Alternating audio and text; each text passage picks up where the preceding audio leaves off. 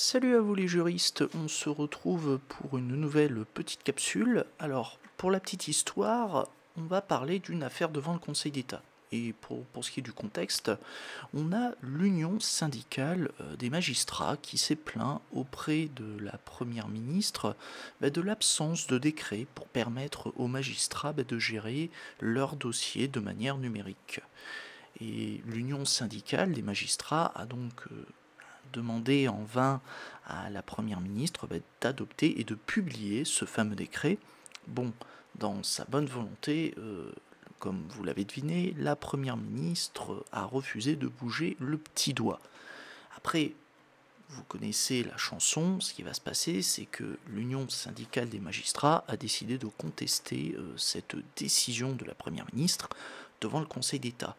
Et ce, dans l'espoir de convaincre, enfin pas de convaincre, mais plutôt dans l'espoir que le Conseil d'État enjoigne à la Première ministre d'adopter ce fameux décret afin que les magistrats soient en mesure de gérer leurs dossiers de manière numérique. Alors, bon, pour comprendre le bousin, le Conseil d'État a dû passer en revue les dispositions de la loi organique du 8 août 2016 et qui est relative aux garanties statutaires, aux obligations déontologiques et au recrutement des magistrats, ainsi qu'au Conseil supérieur de la magistrature. Et du coup, en analysant ce texte, le Conseil d'État constate plusieurs éléments. Alors, je vais vous montrer le passage pertinent, du moins si j'arrive à l'afficher. Hop, donc on va essayer. Alors, en analysant le texte, le Conseil d'État constate que si cette loi organique n'impose pas que les dossiers des magistrats soient gérés sur un support électronique, elle impose toutefois que si une telle gestion électronique est mise en place, il faut en fixer les conditions par décret en Conseil d'État. Bien sûr, ce décret en Conseil d'État sera pris après avis de la Commission nationale de l'informatique et des libertés, ça va de soi. Ensuite, le Conseil d'État remarque un truc quand même qui est assez rigolo, c'est que la direction des services judiciaires avait quand même déjà procédé depuis plusieurs années à une numérisation des dossiers administratifs des magistrats sans que le décret ne soit intervenu, alors qu'il était pourtant nécessaire dans le cas où ces dossiers des magistrats étaient gérés sur un support électronique. Donc même dans le silence des décrets, l'administration a quand même bougé son cul.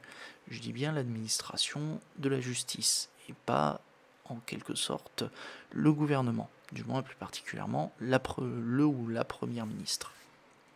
Enfin, en faisant le calcul, le Conseil d'État a quand même constaté qu'il s'est passé du temps entre l'adoption, enfin entre l'entrée en vigueur de la loi organique et le fait et aujourd'hui, le fait qu'il n'y ait pas de décret, si on fait le calcul, ça fait presque 6 ans qui se sont écoulés entre le 8 août 2016 et aujourd'hui. Et du coup, au vu de tous ces éléments, le Conseil d'État considère que le retard dans l'adoption du décret concernant la mise en place de la gestion sur support électronique des dossiers des magistrats, ça excède, dans les circonstances de l'espèce, le délai raisonnable qui était imparti au pouvoir réglementaire d'adopter le décret.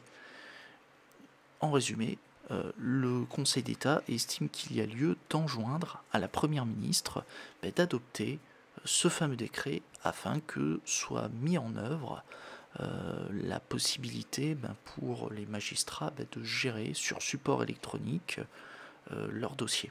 Alors, bon, vous me direz, on s'en fout un peu, ça concerne un peu la justice. Bon, je dirais pas on s'en fout, puisque ça montre malheureusement l'état dans lequel est notre justice, et aussi la lenteur avec laquelle le pouvoir réglementaire fait preuve pour exécuter les lois, et malheureusement c'est en quelque sorte une tare.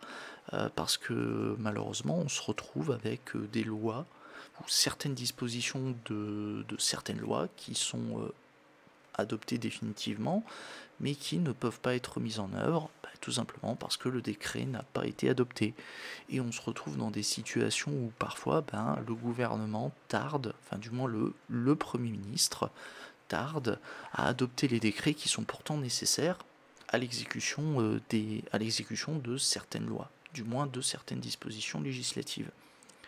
Et sachez aussi que pour votre parfaite information, il est possible d'engager la responsabilité de l'État pour les préjudices qui seraient susceptibles de résulter du retard dans l'adoption des décrets au-delà d'un délai raisonnable, à partir du moment où ce décret est nécessaire à l'application d'une loi.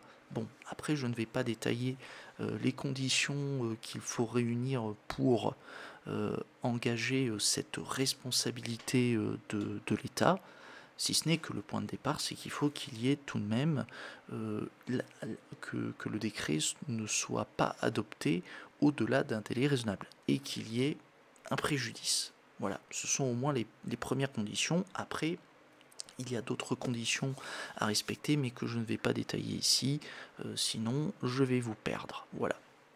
Bon, du coup, j'espère que cette décision vous a intéressé, et si c'est le cas, bon, vous connaissez la chanson, n'hésitez pas à lâcher votre pouce, à partager la vidéo, et aussi, pourquoi pas, à vous abonner et à me suivre sur Twitch pour plus de contenu. Voilà.